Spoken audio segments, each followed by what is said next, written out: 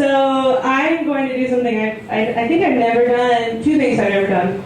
One, read the allotted time instead of many minutes under, and two, read House Heart, a weird story about a threesome that Sasha Fletcher likes. Okay, this story is called House Heart. The home remains. Even if the house was razed, the foundations scored and broken, and the pieces carried away, there would be a feeling of home, where people cooked dinner, or lay down exhausted, or looked out the window at the garbage truck rumbling down the road. Our home was once the preparation wing of a garment factory, in which material was boiled with chemicals to change its color and character.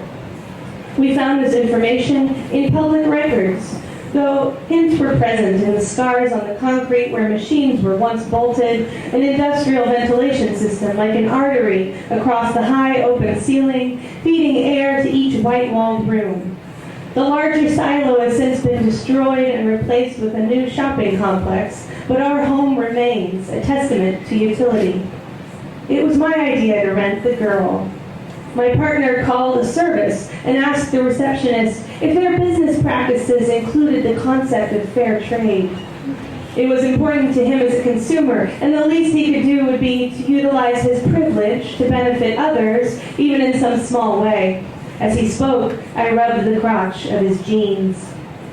The girl arrived the next morning and rang the bell twice, while we took turns admiring her through the peephole. She read our address from a pink notebook. Her hair was blonde and ironed straight, and she was falsely tanned. She leaned back to look up and down the street, shading her eyes with the book. While we watched her, my partner asked me if we could educate her on the physical dangers of using chemically bleached products, and I said no, none of that. The girl pounded on our door with her little fist, examining the peephole. We could see her eyes, pale and clear, the whites like water in a dish. It occurred to me that men delivered our groceries and laundry, our products, and this was the first girl I'd seen in a year at least. She looked surprised, shocked even, when my partner unlocked the door and she saw us both standing there, smiling at her. But she entered our home anyway and put down her things. She said she had just come from class, and I asked her what class she was taking, and she said life science, and I said, ah, yes. Her fingers were manicured with a pink polish. She smelled like a bowl of sugar that had been sprayed with a disinfectant. Even her name sounded processed. My partner clasped the girl's shoulders and told her that he was happy she had come. She started to say something, but he embraced her, and she frowned and put her tanned arms around his back and said, okay, okay. My partner suggested that she change into something more comfortable. We led her to the bathroom, and she removed her dress before us on the hemp bath mat and stood quietly while we anointed her with oils. I rubbed her feet and legs, and my partner did her back. The oil was a jojoba blend to which I had added fresh sage and rosemary. She was tense under my hands. There seemed to be a thin layer of glowing light just under her skin, a scratch away. I began to feel calmer as I rubbed and was able to hear more of the conversation my partner was having with the girl. He talked about how honored we were that she joined us on her journey through life. He asked her the question he had read that morning on his questions calendar, which was, what are you doing to make life more beautiful for the next generation? She said she wanted to be a physical therapist. He moaned a little. The preparations over, he led the way to the air conditioner intake duct in the hallway. I passed him a screwdriver, and he began to remove the duct's grate, handing me the small screws.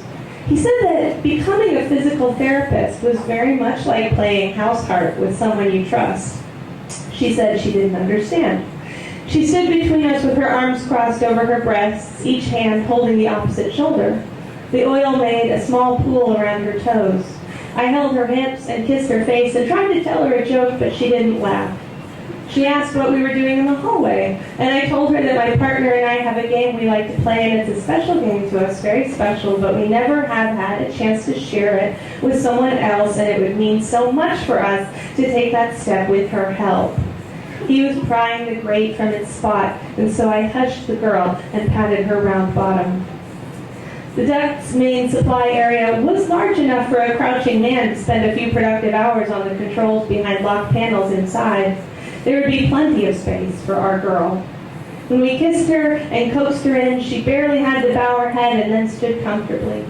Her feet were bare, but I had swept the spot many times before, and that morning had scrubbed it clean with a vinegar-soaked rag. When my partner moved to affix the grate, she made a whine of protest, but he explained that sealing her inside would allow us to truly play the game, and that we would be so pleased if she would help us finally achieve this milestone as a couple, a romantic goal for which she would be well compensated, enough to focus on her studies for the remainder of the year. Finally, she was silent, and the grate was quickly secured. For a while, nothing happened. I worried for a moment that she had vanished. Then we heard her scraping around, feeling the boundaries with her feet and hands, no doubt discovering there wasn't room for her to sit. My partner said that she would find a duct at her head and one at her feet. Those main lines would branch into smaller channels leading to different rooms. One would end up over the kitchen, and another would terminate in the living room, one over the chandelier in the dining room, and the other three in the bedroom, bathroom, and office. She would be able to hear us at different points of the ductwork, thanks to the happy accidents of design that allowed for such echoes. In a small voice, the girl asked if we could maybe just let her out. I found my purse in a closet and fed a few singles through the grate. The money stayed stuck or floating there for a moment before she took it. She would have to stand there with it in her hand since she didn't have anywhere to put it. The scratching continued, the thumps of her body bracing against a confined space, then a sharp kick against the metal. She was crying softly. My partner knocked on the wall and told her to calm herself, that she would earn 5 times more than she would have if she had made love to us in a traditional way. He said there was no danger to playing house heart, that there were secrets to be found. Her noises became more frantic as she felt along the corridor. We heard her clamber up to the high duct, finding a place for her bare feet in the metal's slim niches. She had stopped crying, the effort of movement distracting her enough to focus on her task. I put my eye to the grate and saw her legs dangling before they vanished upward. My partner held my hips, and we did it right there in the hallway. We licked each other's faces, listening to the girl above us. At that moment, she was learning that she could crawl on her hands and knees in the main passage, but that in the smaller lines she would have to slide on her belly, arms outstretched, pulling herself forward blind. At the system's smallest points, it would surround and press her from all angles. After we finished in the hall, we retired to the bedroom where he rubbed some of the jojoba oil into my breasts. He rolled out of bed, arranged the stepladder under the vent, and stretched up to feed Cash through the grate. He knocked on it so she would know. After a few minutes, the money disappeared, and we heard her moving backward, the metal shuddering above us. I dipped my head down and onto my partner's genital, savoring the girl's energy as I worked. Once I was finished, he handed me a warm towel and began his preparations for work. My mind was once diseased with the strange and heady ambition that I might somehow improve the world by living in it. The reality of the world ruined this ideal, or rather the fantasy of the ideal ruined its reality. It took some time to soothe myself from this truth. Eventually I found that keeping close to home and pursuing a daily practice helped to ease the stress. Making terms of my lack of true utility required a kind of physical therapy, as if I were treating a sprained ankle. This was my daily practice. I would throw open a drawer and imagine the ideal world. Opening a pantry, I might declare what a fine day it was, how the morning sun glinted so kindly off available glinting things. At the door to the bedroom, I spoke of a green and placid lawn. I held out my palm in a closet and noted that it was about to rain. It was soothing. I practiced with the doors after my partner left for work. As I opened and closed the medicine cabinet, I wondered idly if the girl had a partner of her own. Seeing as we hadn't heard from her employer, it was safe to assume she was alone. I took only slight pleasure from this. The girl slept up there each night, turning over every few hours. There would be no space for her to curl her legs up to her chest. One night, my partner left the bed and I heard him whispering to her in the bathroom. In the morning, we heard her noises change as she lifted her elbows and slid on her belly. My partner rolled atop me and said that the girl had begun to trust the surfaces she was coming to know. It was very exciting for him, which made it very exciting for me. He left for work and I opened and closed the cabinet for a while before putting on water for tea. I could hear the girl rumble above me in the kitchen. She said, "Could you let me out of here?" I replied that the world which had been created for her was out of my control. She said it wasn't true, that if I might call an authority, everything would be solved. An insolent silence followed. Pushing aside my desire to cut the duck open with one of the heavy steak knives and plunge the knife into her neck, I pointed out that she had made all the choices that brought her to that moment, that if she had been forced to do anything in her life, it had not been in our presence, and we would not be held accountable. As I spoke, a drop landed on my shoulder. She confessed that she had wanted to be let out because she didn't know where else to use the toilet. I took my tea into the living room, annoyed. She banged away for a while, but eventually calmed down. A few hours passed, and I cleaned the mess from where it landed on the kitchen floor. From then on, she made waste in that area, directly over the stove. We couldn't convince her otherwise, even though my partner did his best to startle her as she did at pounding the duck with a broom handle. It must have been her small idea of insurrection. My partner shouted that she was lucky to be where she was, that the world was a terrifying place for anyone, and particularly terrifying for a girl like her, and that when she toughened her softer skin and grew out some more of her body hair, she might understand her own strength and power. Eventually, without a word to me about it, he rigged a tarp up under the kitchen vent, and at night, they whispered. We were sleeping late one morning when the girl began to knock above us. We tried to ignore her with some mutual masturbation, but the knocking grew louder, and she cried out without words. My partner got out of bed and left the room for some time. When he returned, he spoke to her, saying he had opened the vent over the study and left his watch inside. She stopped knocking and slid away.